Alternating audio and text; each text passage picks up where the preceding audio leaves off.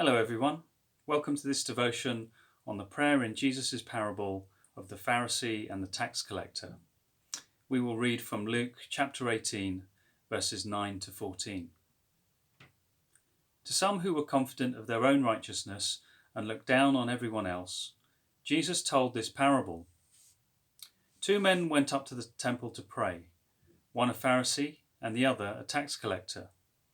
The Pharisee stood by himself and prayed, God, I thank you that I am not like other people, robbers, evildoers, adulterers, or even this tax collector. I fast twice a week and give a tenth of all I get. But the tax collector stood at a distance. He would not even look up to heaven, but beat his breast and said, God, have mercy on me, a sinner. I tell you that this man, rather than the other, went home justified before God. For all those who exalt themselves will be humbled, and those who humble themselves will be exalted. In the New Testament, it's notable that Jesus didn't always explain the meaning of his parables, but on this occasion he is clear about the reason for telling this parable. He is addressing those who trust in their own goodness and look down on others. On the surface, the story is about two kinds of people: those who are moral, upright, and respected, represented by the Pharisee, and those who are immoral, corrupt, and despised, represented by the tax collector. However, the deeper truth of the story redefines these two characters, as we shall see later on. Firstly, though, it's worth thinking about the Pharisee and the tax collector as they would have been perceived at the time. When we read about Jesus' interactions with the Pharisees in the Gospels, when we think about how they're portrayed in sermons or in religious films and TV, it's easy to caricature the Pharisees in a solely negative light. In fact, to refer to someone as a Pharisee today would be a term of scorn, describing a person who is self-righteous and carries an air of self-importance. We know these are not desirable traits, and we instinctively distance ourselves from identifying with the Pharisees. But when we look at who they were and what the focus of their life was, they quickly become more relatable. A small number of Pharisees were priests, but the majority of them were middle-class businessmen who were devoted to keeping the law and urging other Jews to do the same. Pharisees were virtuous people, disciplined people, law-abiding people. The very word Pharisee comes from the Hebrew word meaning separated. As followers of Jesus, we are called to be holy, that is separate, different from the world. And don't most of us want to be virtuous, disciplined and law-abiding people? Tax collectors, on the other hand, were the complete opposite. They were seen as traitors, collecting taxes from their own people on behalf of the occupying Roman enemy. They were regarded as corrupt, extorting more money than was required by the tax, so they could pocket the difference and become rich off ill-gotten gains. Today, we don't call people tax collectors as a term of contempt, but in biblical times they did. Sinners were those who didn't keep the law, but tax collectors were seen as so much worse that they didn't even qualify to be called sinners. In those days, Pharisees were seen as the good people and tax collectors were the bad people. What about our context today? Who are the good people? Those we're comfortable to be around? People who are sociable, respectful and stable? People with values and lifestyles that match our own? And aren't the bad people the polar opposite? Those we're uncomfortable to be around? Antisocial, disrespectful and unstable people whose values and lifestyles seem a million miles away from ours. As human beings, we can fall back into a worldly view of righteousness. We observe people's behaviour, whether they're paupers or presidents, and we unconsciously judge and categorise them as good or bad. But as Christians, we need to be reminded of God's view of righteousness. The Bible tells us that there is no one good, no, not one, that all have sinned and fall short of the glory of God. When it comes to being justified, that is, being declared righteous by God, how moral or immoral we are has absolutely no bearing on the matter. It is not so much that those who sin are sinners, but sinners are those who sin. The root of the issue is not our behaviour, but our DNA.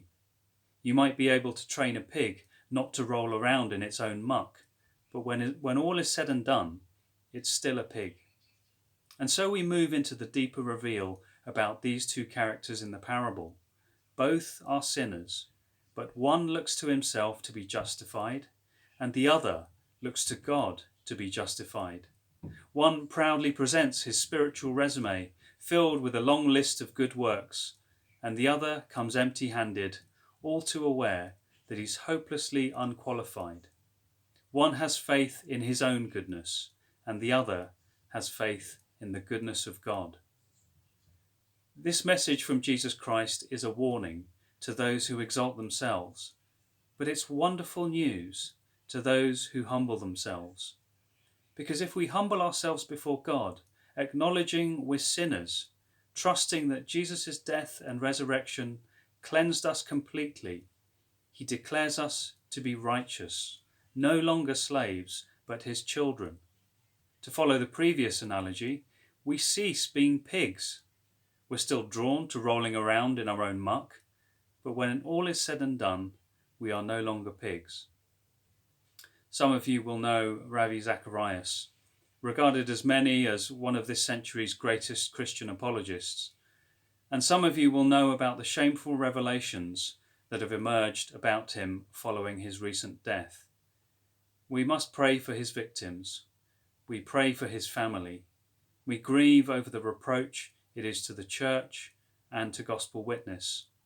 We're reminded that God uses imperfect people, that our trust and hope can never be in anyone else other than Jesus Christ, that the battle with our flesh is never over this side of heaven. And it's also a sobering reminder that praying, God, have mercy on me, a sinner, is not a one-time prayer, but an ongoing plea to our adoptive Father in heaven. I'd like to finish this devotion by reading a poem that I heard Ravi quote in one of his talks. I hope it was a sincere cry from his heart. It certainly touched mine, and I hope it touches yours as well. The poem is by the French priest Michel Coix. I have fallen, Lord, once more. I can't go on. I'll never succeed. I am ashamed and I don't dare look at you, Lord. And yet I've struggled, for I knew you were right near me, bending over me, watching. But temptation blew in like a hurricane, and instead of looking at you, I turned my head away. I stepped aside while you stood silent and sorrowful, like the spurned fiancé who sees his loved one carried off by his rival. When the wind died down as suddenly as it had arisen, when the lightning ceased after proudly streaking the darkness, all of a sudden, Lord, I found myself alone, ashamed, disgusted with my sin in my hands. This sin that I've selected as a customer selects his purchase. That's this sin that I have paid for, but cannot return because the shopkeeper is no longer there. This tasteless sin, this odious sin, this sin that now sickens me. That I have once wanted, but I want no more. Lord, I've imagined, sought, played with, fondled for a long time, and I have finally embraced, while coldly bypassing you, I embraced that sin. My arms outstretched, my eyes and heart have irresistibly drawn, this sin that I have grasped and consumed with gluttony. It's mine now, but it possesses me as the spider web holds captive the fly. It is mine. It sticks to me. It flows in my veins. It fills my heart. It has slipped in everywhere, as darkness slips into the forest at dusk and fills all the patches of light. I can't get rid of it. I run from it like the master of an unwanted and mangy dog, but it catches up with me and rubs joyfully against my legs. Everyone must notice it. I'm so ashamed, Lord, that I feel like crawling to avoid being seen. I'm ashamed of being seen by my friends. I'm ashamed of being seen by you, Lord, because you loved me, but I forgot you. I forgot you because I was thinking only of myself. And one can't think of several persons at once. One must choose, and I choose. But now your voice, your look, your love, they hurt me, they weigh me down more than my sin. Lord, please don't look at me like that, because I'm naked and dirty. I am down and shattered, with no strength left. I dare make no more promises to you. I can only stand bowed before you. And the Father's response: Come, Son, look up. Isn't it mainly your vanity that is wounded? If you loved me, you would grieve, but you would trust me. Do you think that there is a limit to my love for you? Do you think for a moment I've stopped loving you? But you still rely on yourself, son. You must rely only on me. Ask my pardon and get up quickly. You see, it's not falling that is the worst, but staying on the ground.